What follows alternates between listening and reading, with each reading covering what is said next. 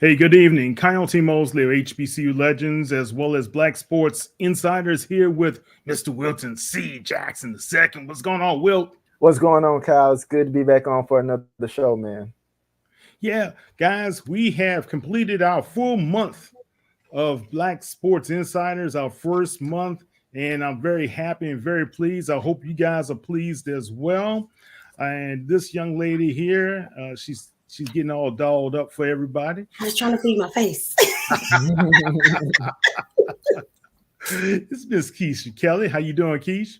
Listen, the bad weather is coming. So, oh God, yeah.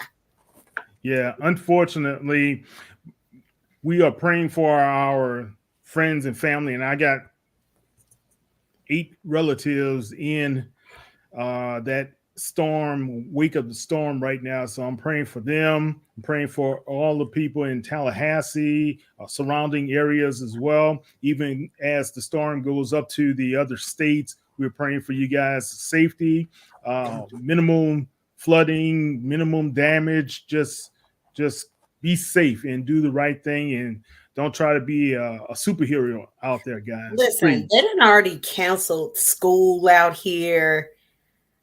We got graduation for my students tomorrow. So listen, y'all can let us go after that, but they gotta go. them young adults got to go. Like after they finish, we can go home, but they gotta go tomorrow. Like, yeah, they gotta go. Okay, all right. So, man, it's been a pretty active week so far. What you say, Will? Okay, you kind of delayed on us there. No, I was just saying, I was just laughing at Keisha. Okay, all right. Speaking of, can you hear me? What's going? Barely, you're going in and out there, but. What we're going to do is talk a little bit about the WNBA. Man, there's been some terrific postseason awards that have gone out already. We're talking about Miss Wilson, who is the 3-time MVP, and she's gone for a 3-peat with her team as well. We'll talk a little bit about that. You know, Cal, it's been an incredible WNBA season, and shout out to A'ja Wilson for getting that 3rd MVP. I mean, she has been playing lights out. Obviously, she's became the league's first 1,000-point scorer this season. She set a new points per game record. She became the 4th player in WNBA history to win 3 MVPs, joining other legends, right? Like Cheryl Swoops, obviously Lisa Leslie, Lauren Jackson. She got a gold medal in Paris. I mean, like the list just goes on and on. I mean, she has a signature big shoe deal. Exactly. I mean, it doesn't get better. If you're A'ja Wilson and you're living her life this year, I mean, it has to be absolutely phenomenal. I mean, and just the poise that she spoke with in giving her acceptance speech, and even the speech that she gave in the locker room, just telling people what it's like to be in her shoes. It's hard to be A'ja Wilson some days, but her teammates lift her up. That's just the character of a true champion. So her getting the Associated Press WNBA MVP award, it's just a testament to her incredible year. Yeah. Keish, you covered the WNBA. How do you feel? Listen, I told you last week how I felt about it. I remembered the beginning points, but then Kim humbled me and told me about even more beginning points. So it's like I got like the better part, and Kim had like the beginning point. But just like you said, you talking about shoe deals. Who would have imagined, we would be at this point? Eventually, we're gonna get to the pay part, but who would have imagined, after all of this time? And I always just think about, even still, I was looking at like some of their salaries, and I was like, who would imagine? And of course, you make up for it with endorsements and all that stuff, but I never would have imagined that we would have got to this point with women in basketball. Like I never would have saw that. It's a beautiful thing, man. And a lot of historic boards have really taken hold in the WNBA. Kim, she making us feel old. She talk about from the beginning, like it was back 80 years ago or what have you. I don't know why you always trying to drag me into that with you. I forgot. You were 10 years old when you were covering WNBA. I feel seasoned. I do not feel old. Okay. Seasoned is the word. Very that is the word. Yes. Yeah, I was we went over to the Houston Rockets where they unveiled their new practice facility, and the owner Tillman Fertitta, he held a press conference afterwards, and I asked him about, somebody mentioned the NHL team, about his, where that stood. So then I asked him about the WNBA, and he said absolutely he'd like to have a team. He got in a little bit late, but Gretchen Shear, who's the team president, is leading that charge, and he spoke kind of at length about it. So when you think about WNBA and that he is full speed ahead on trying to make that happen, he said it seems like it should be the place, right, that Houston gets an expansion team, but he in terms of expectations, he tried to temper those, but he's going to do whatever he can. So when I think about where we are now, like cities really trying, wanting to get a WNBA franchise like this kind of second time around. And I think about what we're seeing. And like Keisha said, who would have thought, we think about shoe deals. Cheryl Swoops had one way back, when you say back in the day, but it's a whole different thing that we're talking about today in terms of some of these opportunities and just, it's exciting to see. And I will be glad when we can, it's not just all these firsts and it's so new, and that the people that come on board now as fans and supporters, that they will stay and enjoy the game, and they can get beyond the culture war. However you got here, just come on in and watch and become a fan beyond. And stay. Whatever brought you here, we don't really care. But just stay and respect the game and respect the work that these women are putting into it. Yeah, just have a seat. Have a seat. Have a seat. That's the best thing we can say. Ray, what's going on, sir?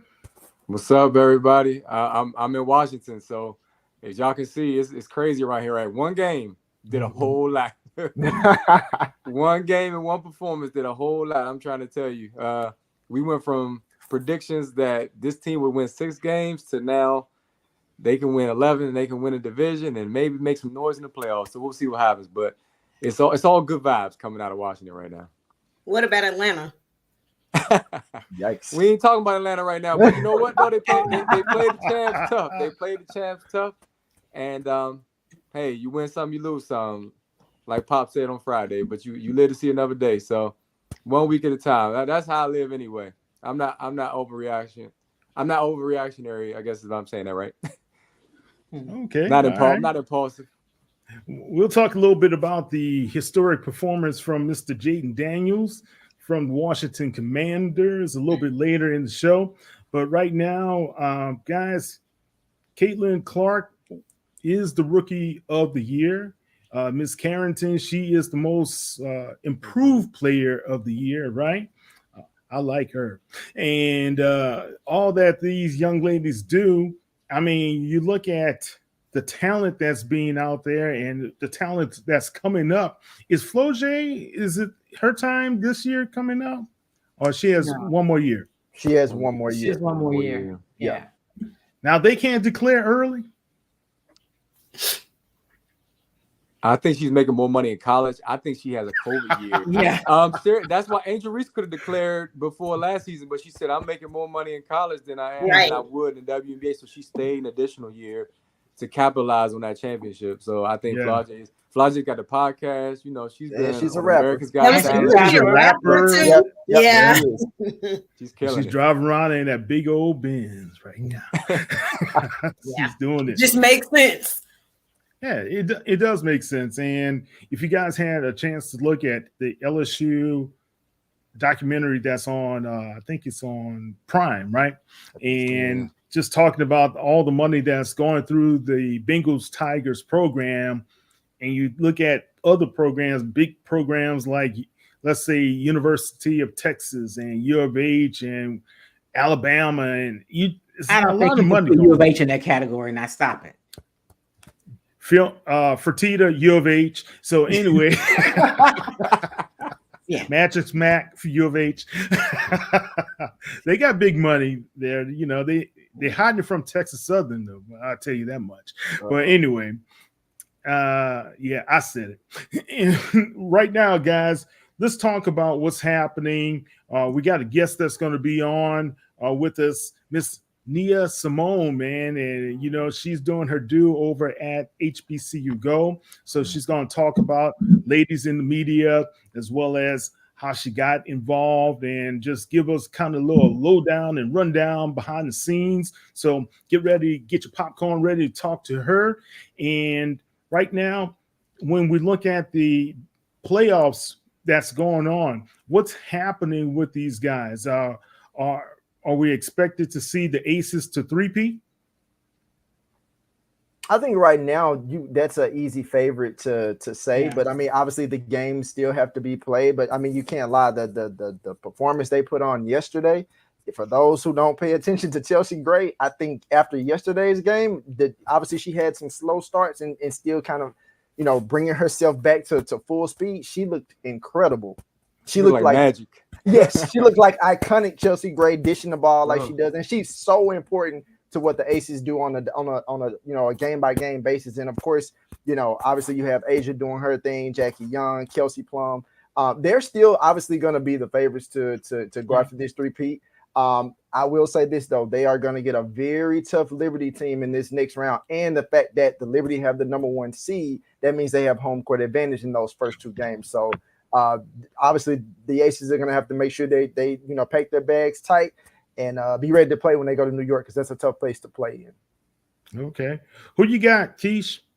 Listen, I'm gonna echo right what he said, and that's something I'll say. If you're not paying attention to somebody, you might want to start paying attention. And yeah, it is. It's the easy favorite, so I definitely agree. You know, we can. I guess we'll see, huh? But you know, it's pretty much like you said. The game still has to be played, but it's an easy favorite. Okay. All right, Kim. Any thoughts? Yeah, I can't really differ from what's been said. Kind of hard to go against the Aces, but I do think the matchup is going to be, I think it's going to be good. I mean, I think it's going to be some good basketball. And if you haven't been tuned in before now, go ahead and jump in. Don't tell anybody. Just jump in now, watch it. You will not be disappointed. All right. Please don't give his opinion. I just want to say that I'm old school too, y'all. I remember when like playing down low mattered in basketball. And the WNBA, they played the game the right way. Jonquil Jones, I was able to cover her when she played for Connecticut. They lost to the Mystics in the championship. But if you run through her, as much as I love Breanna Stewart, I love UNESCO, I'm telling you, you start with her, then you got a chance against Aces. You got to make them work on defense. Got to make them work on defense. She's the X factor for the Liberty in that series. I'm telling you, she's tough. She played basketball right here in the DMV, her high school ball. Don't sleep on her. All right. Well, we're going to talk to a hooper coming up. You know, that's how she got her career started in HBCU hooping. And Miss Nia Simone will be with us in a few minutes after these messages that we have at this time. Yes, sir. November is American Diabetes Month, but we're not here to celebrate it. Not when diabetes is gripping us and hurting us. At the American Diabetes Association, we're here to make a stand. Join us, add your passion, lift up your loved ones and those in need, and move us closer to a cure. Someday, we can celebrate. Until then, we fight.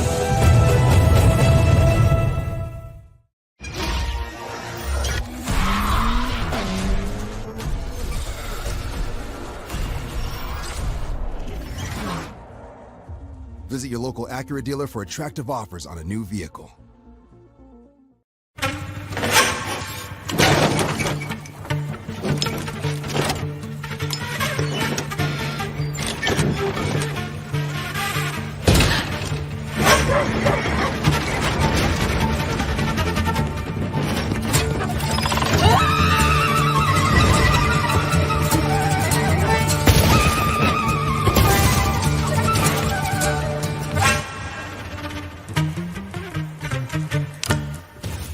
See those people right there?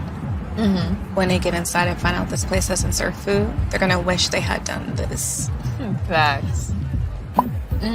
Get one favorite like a Big Mac or Quarter Pounder with cheese and get another for just $1 right now at McDonald's. This is how it starts with the 2023 McDonald's Change Leaders. 10 young Black visionaries who are starting something and changing everything. Find out what they're up to at mcdchangeleaders.com. No charger?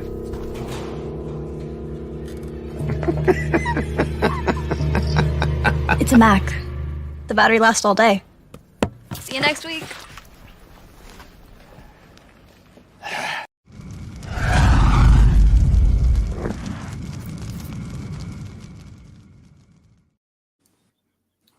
Okay, guys, we are back, and we have a special guest, Miss Nia Simone. How you doing, Nia?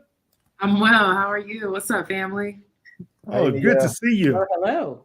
That beautiful smile of hers that brightens up everybody. How you doing? It's good to be able to finally connect with you, right? I know, right? Thanks for having me. You're welcome. All right. How's everything going over at HBCU Go?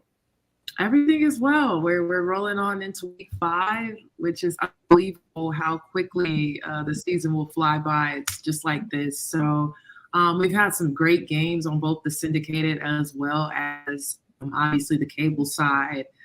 We had a thriller, ending on both sides last week. So it's been fun. It's been exciting. It's great to get to these campuses and connect further with just the culture and the environment, but also to the coaches and the players. I think that's been the most rewarding part. So, yeah. Well, I was always interested. How did you, because you used to hoop in college, right? And how did you know that you wanted to be a part of the media? So funny enough, my mom was always the parent that kept me around whatever it was to inspire me. Before we got our WNBA team, I was always at the Georgia Tech games, and then the Atlanta Dream came in 2008. And my mom just made sure that she kept me around what made sense to me. And so I had the opportunity in high school to become a ball kid for the Atlanta Dream.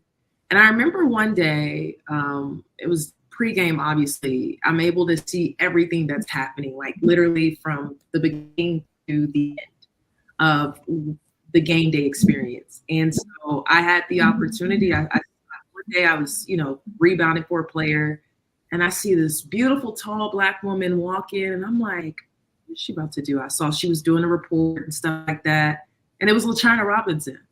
And I remember coming home and telling my mom, I want to do what she's doing. And so LaChina just took me under her wing when I was just maybe a junior going into my senior year of high school. I was able to shadow her, and it's just been history ever since. So shout out to my mom. Yeah. Thank you, Mom, for leading you in that direction, because you're doing a great job for HBCU Go. I know you're on with those guys, and it's been quite an adventure for you. Any questions, Keisha? Hey, Nia. Hello. Listen, y'all know. Listen, I am really proud of you. That is all I can ever say, because I get it. So I don't think I have any questions, Kyle. More so just proud of her, because I've been on HBCU Go with her and Laurencia. I've done a segment with them. So, I think it's just more so proud of what y'all are doing. But yeah, keep it up. Because I've watched it from the beginning. So yeah. Okay, well, good. What about you, Kim? I would just ask, well, first, like Keisha said, congratulations. But what are some of the plans for HBCU Go in terms of programming and stuff that you guys have coming up the pipe? Yeah, no, we're excited to obviously break into basketball season. Is slowly but surely creeping up on us. So I know we did some coverage at SWAC Media Day, and we're just excited to keep the ball rolling. We've had some great talent from Antoine Bethea and James Hatnot, Laurencia Moulton, Jasmine McCoy. Obviously, I don't know if you guys saw the pre-show that aired a couple of weeks ago, which was incredible. So every single year, I see how much the network is growing and how much we want to be innovative and more hands-on and just really bringing the HBCU experience. There should be no reason why we have to go to other networks to see other networks that does not cover HBCUs specifically, where we have to go and get some type of game day experience. Why not have it within ourselves? And so I'm really glad to just see how much the network is growing. This is going on my 3rd basketball season, and just so much has changed in over 3 years. So I'm super excited to see some of the things they put in for basketball season, and as we continue this half football season. It's going to be very interesting. Yeah. I had a chance to speak to Curtis Simons, president of HBCU Go, before you guys launched this new platform to have the big game show. He said, "Hey, Kyle, Fox got theirs, we're gonna have ours, and we're gonna cater to our people the way we need to, and talk to our people about more than just sports. Let's talk about the culture, the bands, and everything else that went along with the whole HBCU experience." How important has that been for you guys, as well as the fans, to see you guys there on a weekly basis? So first of all, I will run through a wall for Mr. Curtis. I mean, if he was my basketball coach, I'd be like, "Coach, listen, what you need from me?" Because Mr. Curtis, he listens to us, he hears us, he sees us, and I'm just very grateful to have someone like Mr. Curtis, who has been the brains behind HBCU Go as a whole. And it definitely rubs off on us. But just to speak personally, I played at 2 HBCUs. I played at UAPB as well as Alabama State. And I can count on my fingers how many times over those years that I played for those institutions that we had a televised game, Wow. And so now it just really brings me so much joy to when the athletes are on the coaches' calls, or the coaches are super excited to talk to the parents. I just did a one-on-one interview with the Poole brothers at Virginia State. Those type of stories are now being told that weren't told 5 or 6 years ago. So, and just to see the growth of HBCU sports and everything around it has been absolutely incredible. But, coming from a former HBCU athlete, just hoping that at least we have 1 or 2 preseason games that will be on television for my family who may necessarily cannot travel to where the game is, or maybe a little far, or how do they tune in, right? I think that every institution tries their very best to get where you and reach as many fans as possible, but also to awareness, right? I have friends text me, "Hey, I'm at a bar right now and I see you on my TV." And it's just like, wow, this is where HBCU sports has grown, and it's only going to continue to get better. And I think that we have such a unique broadcast because, again, we have some amazing, amazing talent, but I love that specifically we focus too on the culture, right? Every halftime show, you're watching it live, I'm queuing up every single band. There's no other network doing that, right? So not only are we tapping and making sure that our fans know what's going on from, the start of the game to the end of the game, but also in between the game, what's going on around culture. I try, and every single week I go out and connect with different small businesses and restaurants and talk to the students about what's going on campus, and can we put this on air to be able to highlight you guys more. So it's just incredible. And I think it's even better that I am a former HBCU athlete, former HBCU grad, to know what it is that we really, really need and deserve. Awesome.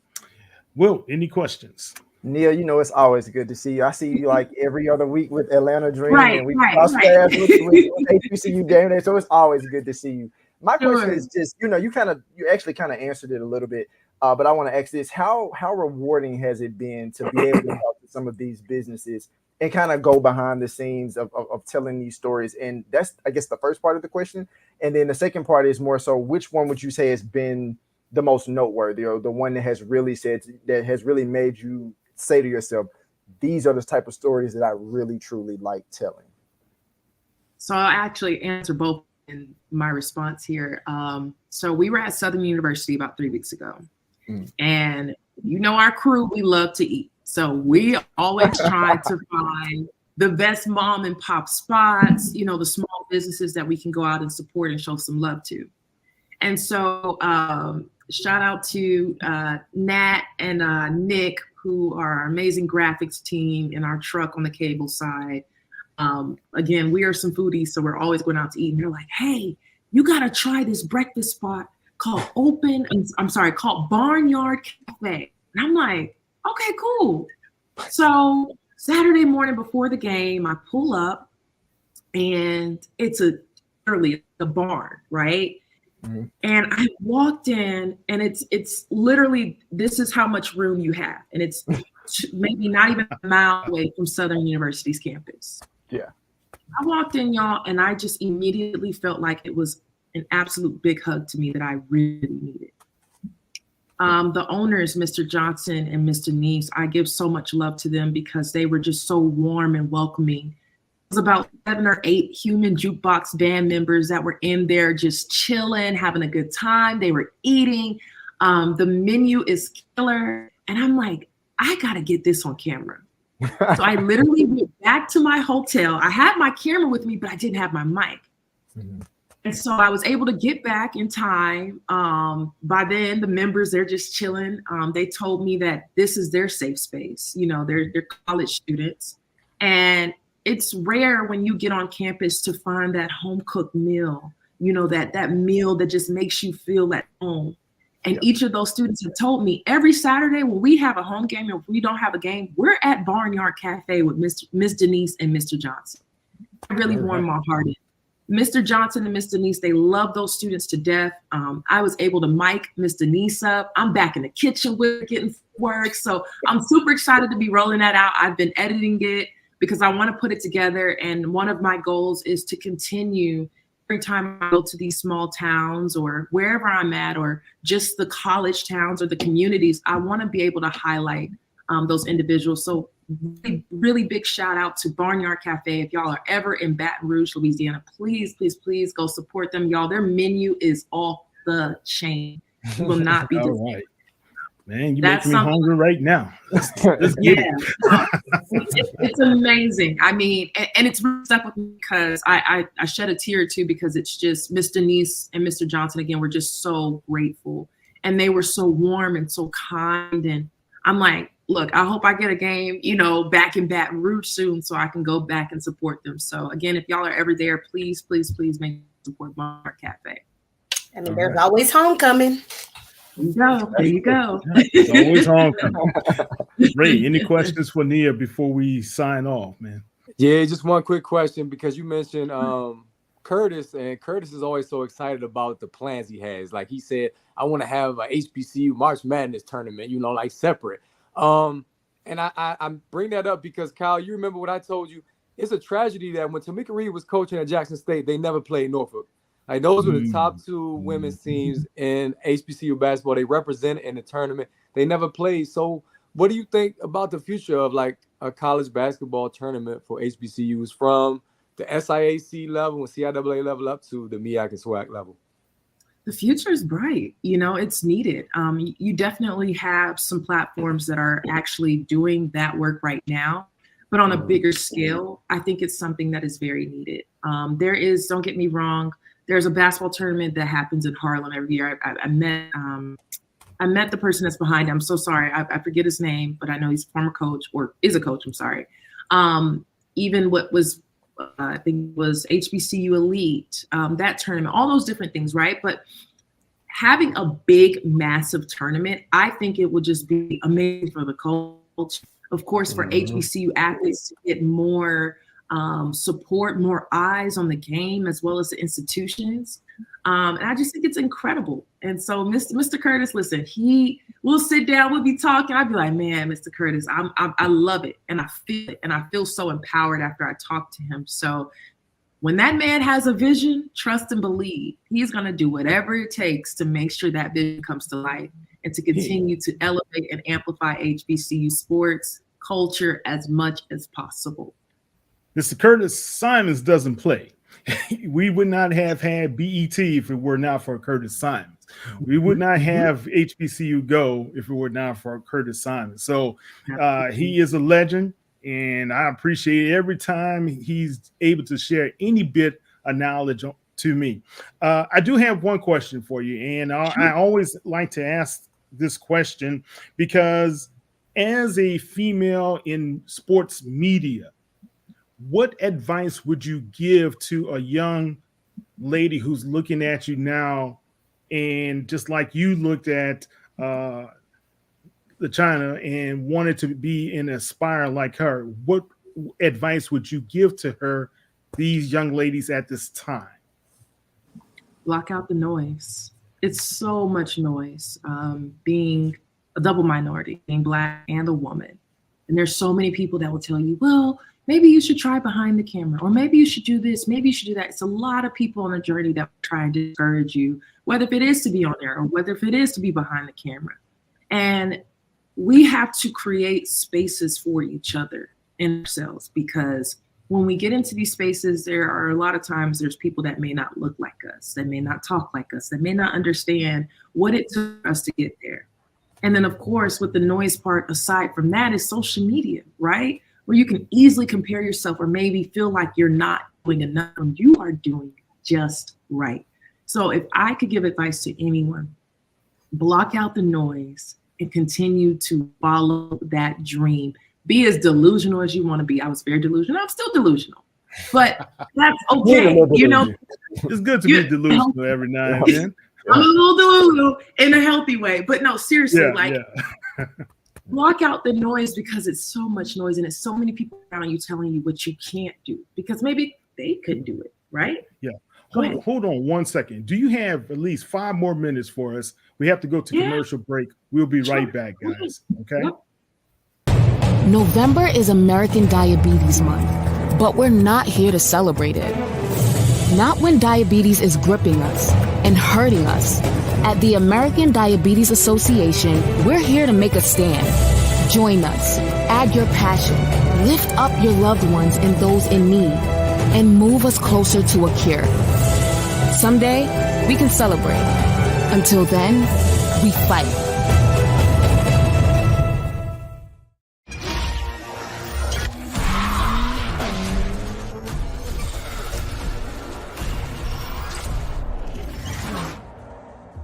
Visit your local Acura dealer for attractive offers on a new vehicle.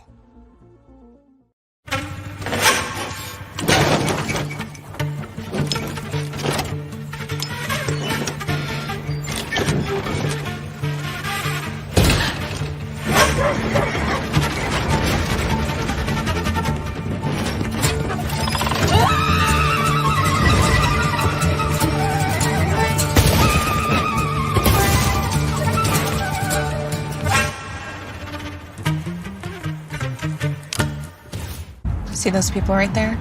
Mm-hmm. When they get inside and find out this place doesn't serve food, they're gonna wish they had done this. Facts. Get one favorite like a Big Mac or Quarter Pounder with cheese and get another for just $1 right now at McDonald's. This is how it starts with the 2023 McDonald's Change Leaders. 10 young Black visionaries who are starting something and changing everything. Find out what they're up to at mcdchangeleaders.com. No charger?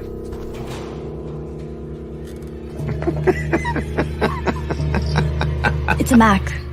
The battery lasts all day. See you next week.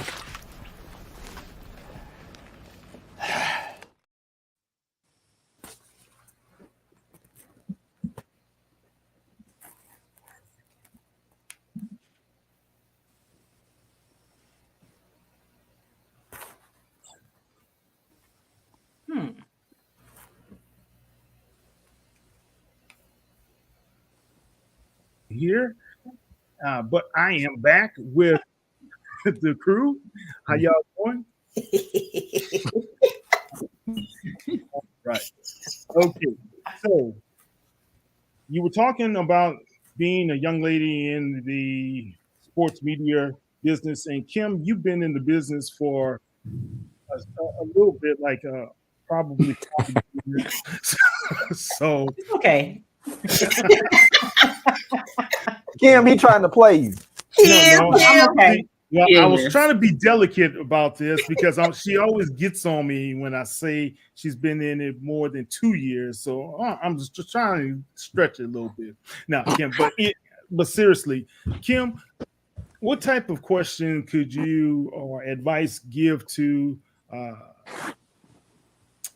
Nia and you guys together, kind of give advice to the young people out there as far as encouragement? Because I've had several young ladies come up to me and they would like to write or they like to be behind me in front of the camera, but they want to do it straight out of college without any really grind work behind it. What advice would you guys give to them, Kim? Well, what I would say is become a really good writer, become an expert in whatever it is that you want to talk about, read everything, understand how to create the product from conception to air. You know, you can learn how to talk, you can learn how to, you know, dress and all those things, but can you tell a story? You know, I always like to use the example of Bryant Gumbel. The way he got his start was he was a great storyteller. And back when they used to tell these very long, well-produced stories in local television, that's what he did when he worked in TV in Los Angeles.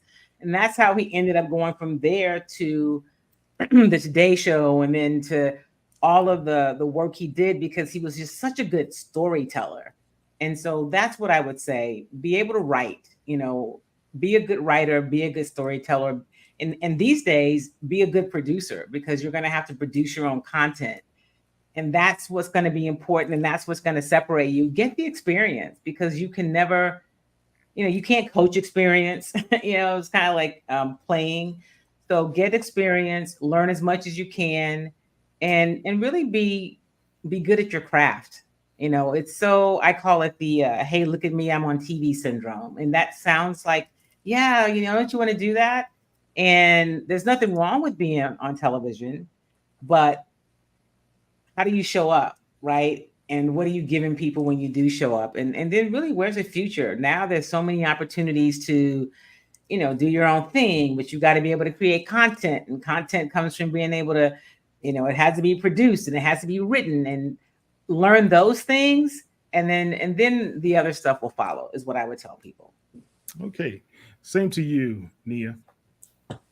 I would say, just to follow up with that, you know, don't be afraid, don't limit yourself. I think a lot of us, it's so many avenues to communications, media, whether it is writing, producing, tech, all those different things. And I would say try it all. Try it all until something that just sticks with you. Because I think that sometimes, especially in our communities, excuse me, is that we don't get a lot of exposure, or when we do, we're like, oh, okay, I can just be on camera and be a news reporter. It's like, no. You can be a producer, writer, you can be in tech, you can be in graphics, directing, all of those wonderful things. All of those positions, we need more of us in it. And so I would say, don't limit yourself. How I got started when I first graduated college, I did not go straight into it. A lot of it was me starting my videography business. And then I got the opportunity to be a freelance editor at NBA TV and CNN Sport, cutting highlights for the halftime show. And so sometimes when you're in these spaces, don't be afraid to be a sponge. Don't be afraid to ask. Don't be afraid to say, hey, Kyle, can I come and shadow you one day and learn more about your role? Like, be curious, but also too, don't limit yourself. Yeah. Good advice, guys. Any last thoughts or questions for Nia, guys? I would just advise you, next time you're in Baton Rouge, to also try the Blue Stove Chicken. Okay, just gonna give you another restaurant. The Blue Stove. That's who I thought you were gonna say, but it's the Blue Stove Chicken. Everybody knows the Blue Stove. Yes. Okay. They on my list. They are on my list. Thank you. All right. No game this weekend for you, right, Nia? No. I will be headed out to New York tomorrow, so got to go handle some business out there, and be back on the sidelines for, is it Fayetteville State, Bowie State in Fayetteville. So super excited to be back on the sidelines. But no of me this week, but make sure you tune in. It's going to be a great show, Mouse College, and I want to say it is Allen University. There we go. Mouse College, Allen University is going to be a great show. And of course, our syndication side, I believe they have a SWAC matchup. Cannot tell you who it is, but nevertheless, make sure you tune in on HBCU Go for another great show and broadcast. All right. And tell everybody how they can find you on the World Wide Web. Sure. You can follow me on Instagram and Twitter at Nia On Air, NIAONAIR. I don't think I'm anywhere else in the world. I hope not. Nia On Air. That's where you can find me. Okay. That's Miss Nia Simone. Thank you, Nia. I appreciate you so much. Thanks for having me. All right. Take care. All right. That was great conversation, guys. Good conversation. Um, let's talk a little bit about what's going on with the Major League Baseball. And Kim, oh boy, you were right there in the thick of things in Houston last night. The Houston Astros won the West. It was the American League West. Yeah, the American League West. Talk about that. So it's the seventh time in the last 8 seasons that they've been the American League West champions, and they clinched last night at home with a win over the Mariners. And from the way the team started this season, at one point they were 10 games out of first place, 12 games under 500, and so early on, people were already writing them off, like, this season's lost. And they had like the best June, like the best record in June, and they just continue to build. They've had, like a lot of people do in baseball because it's such a long season, lots of injuries. Justin Verlander, multiple Cy Young Award winner, future Hall of Famer, he was out for a while. And then they had they've lost several starting pitchers, and they've had to have some young guys like a Spencer Arrighetti come up, who you didn't even know if he'd be on this major league roster. In fact, I remember heading into spring training, talking to the general manager, and him saying it's a numbers game, so he may not even get a chance to play up.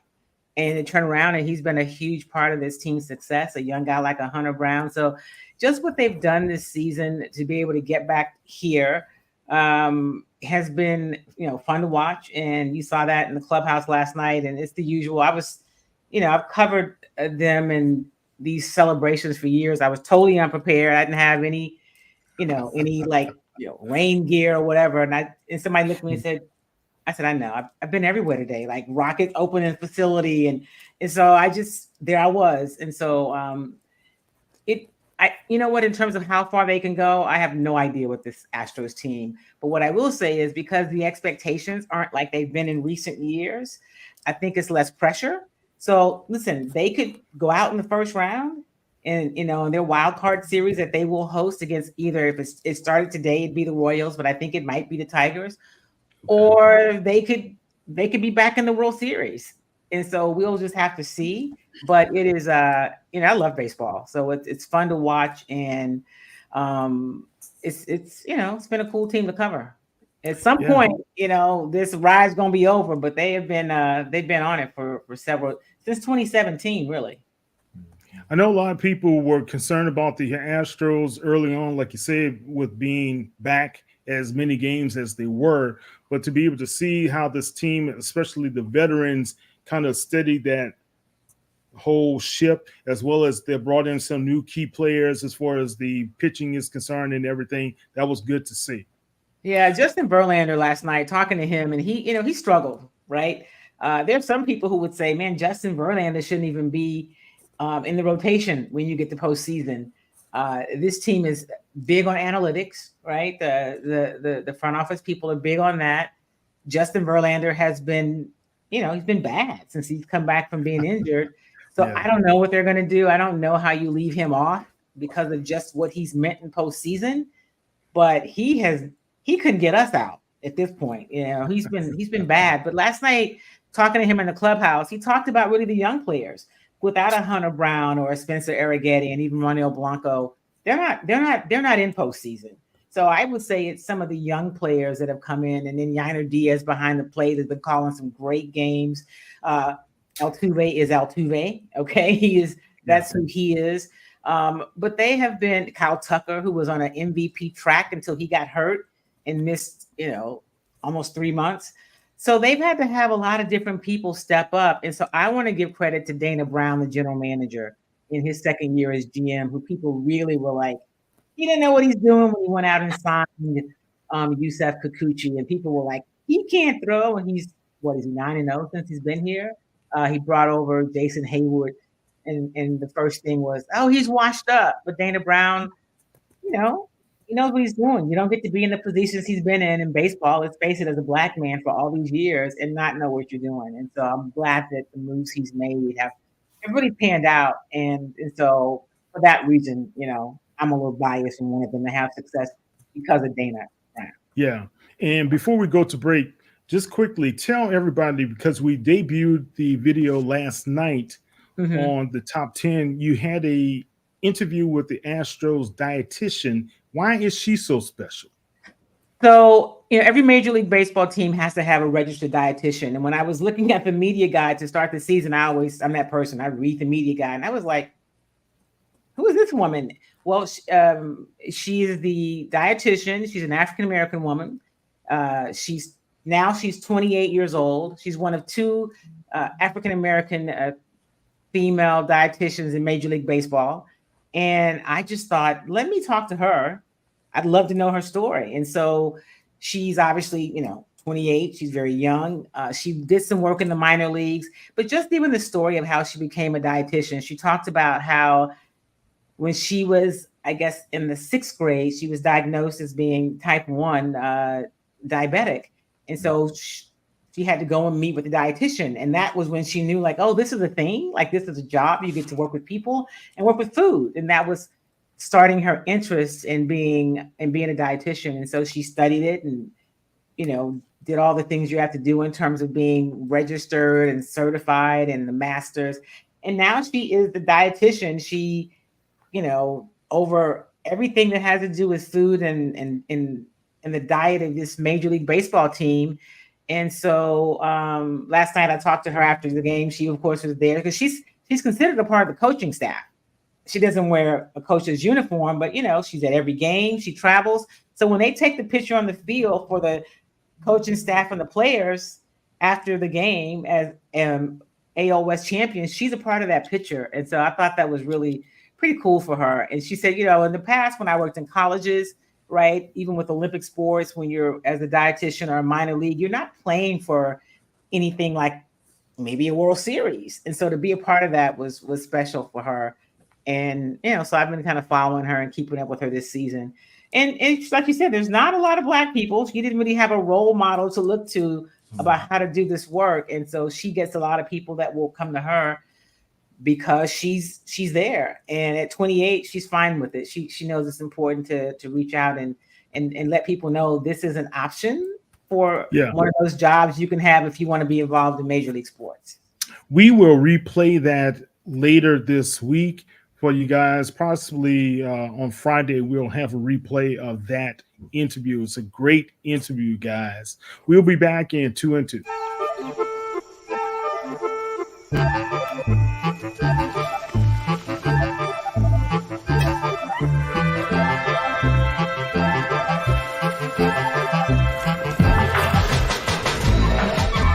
The walking tree is said to change its entire location in pursuit of sunlight.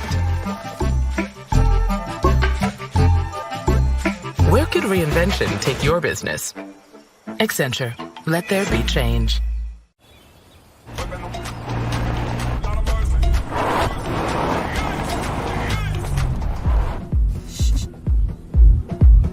That way.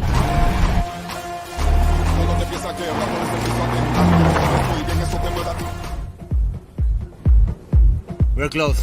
Let's go.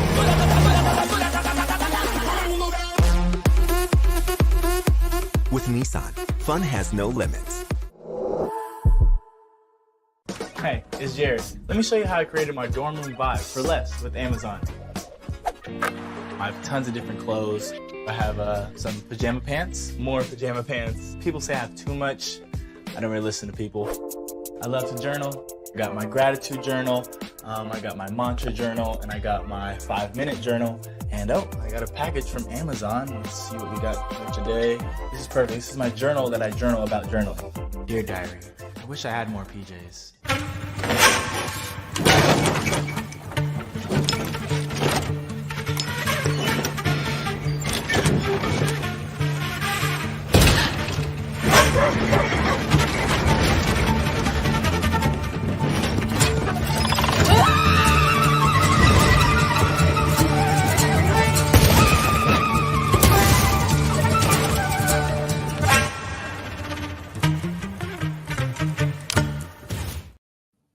Okay, County Mosley of the Black Sports Insiders. We are back and we're about to wrap up the show. But before we wrap up the show, Ray, talk about Jayden Daniels. How important has this young man been? How historic has his first 3 games in the NFL uniform been for him with the Washington Commanders?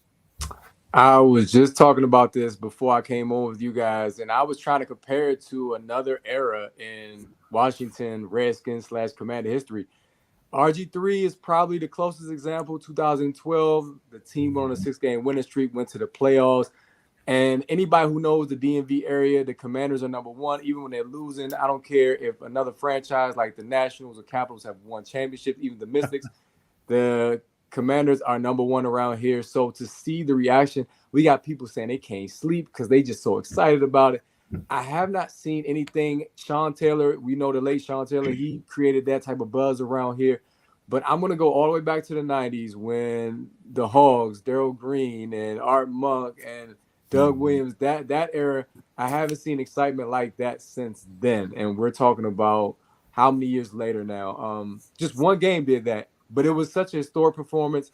He only had 2 incompletions, only 2 the entire game. The Commanders have not punted in I don't know how long. They've had the best punter in the league for years now because they were never really good on offense.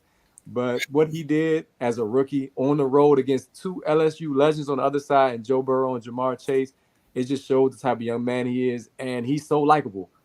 He's a leader already as a rookie on this team. And if anybody knows about the Commander Stadium, it does not fill up with Commander fans. It always usually fills up with opposing team fans. Now, if they win in Arizona this coming week, then Jaden Daniels is going to have that place rocking in 2 weeks from now. And it's going to be amazing. Darryl Green, all-time great for the franchise. His numbers being retired the night the Commanders play the Panthers. So when that happens, if they're 3-1, 4-1 by then, it's going to be crazy. And I don't know if he's even aware. I was just asking the question, how can you roll out the red carpet for this dude? What can you do? Does he get like a LeBron-sized mural? Like, you got to keep this brother happy and elevated because he's doing something that has not been done around here in such a long time.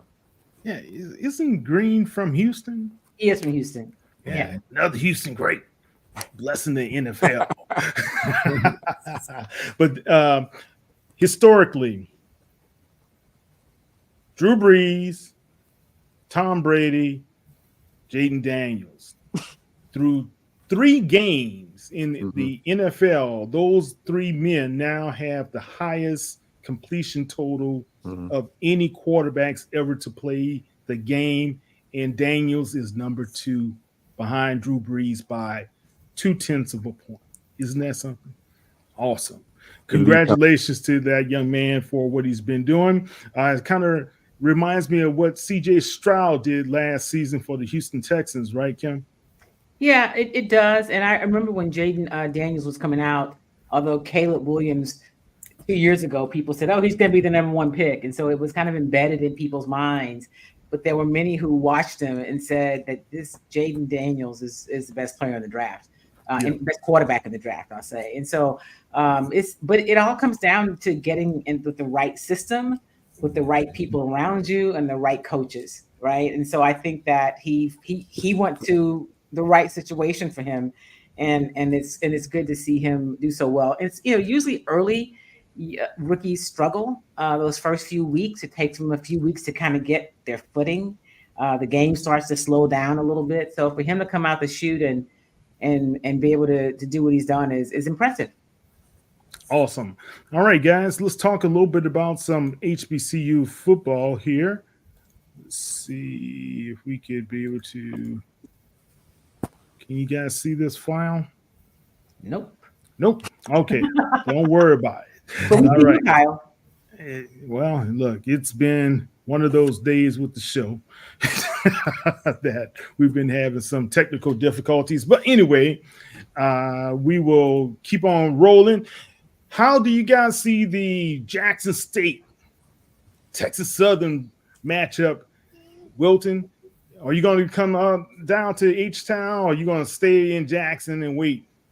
I will actually be coming to Houston for that game. I also think this is going to be a pivotal game, and I think that game, honestly, is, in my opinion, maybe a little biased, but I think that game is a little bit more important for Jackson State than it is for Texas Southern, considering that Jackson State's coming off a loss to Grambling and a team that you knew it was going to be a challenge for them. But at the same time, I think it would behoove Jackson State to not get 2 back-to-back losses. Before going to Texas Southern, then after that they would face an Alabama A&M team.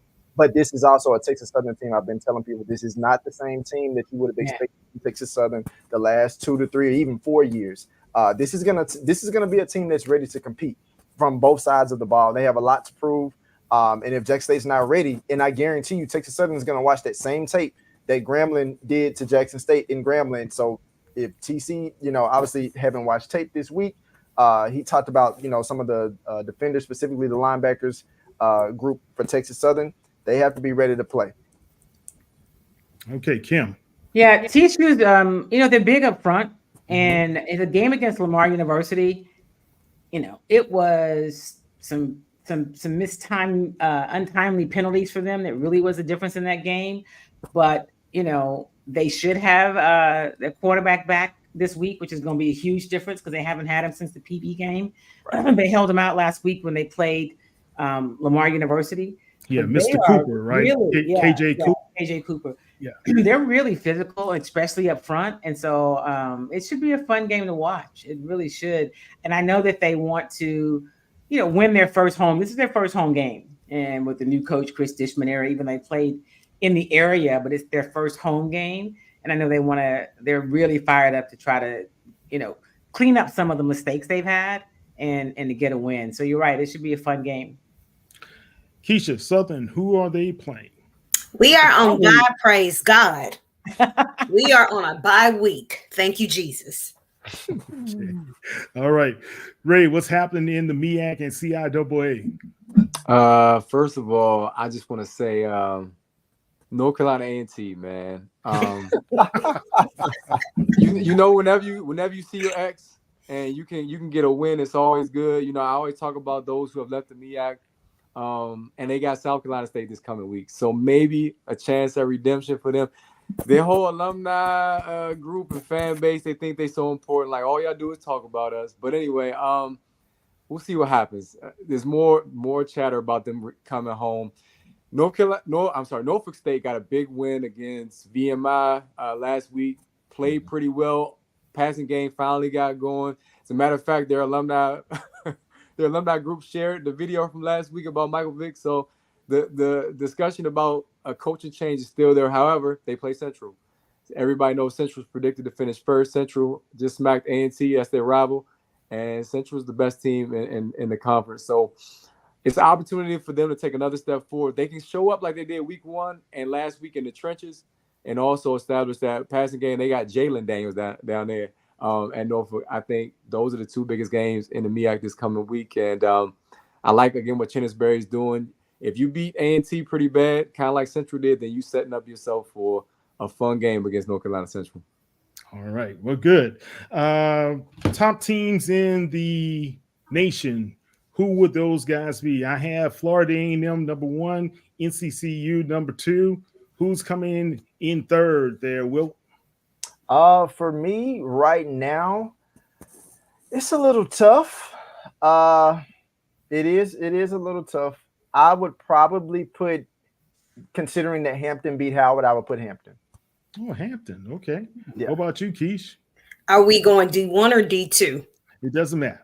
Listen, I'm not going to let y'all play with Teddy Keaton like that. So we're going to slide Clark Atlanta in there. Johnson C. Smith is going to come right behind him. Yeah. All right. You guys forgetting about the G-men now. You can't forget. They would be Grant. fourth for me. All right. Okay, mine still remains. Spoken like a true Jaguar. A true Jaguar. All right. Look, much love to David Wright. The young man is leading the nation as the top HBCU football quarterback out there right now with over 1,000, well, I think over 1,100 yards passing, if I'm not mistaken. And he's done a tremendous job. Those guys upset Bethune-Cookman last second walk off. All right. And we had a couple of last second walk-offs.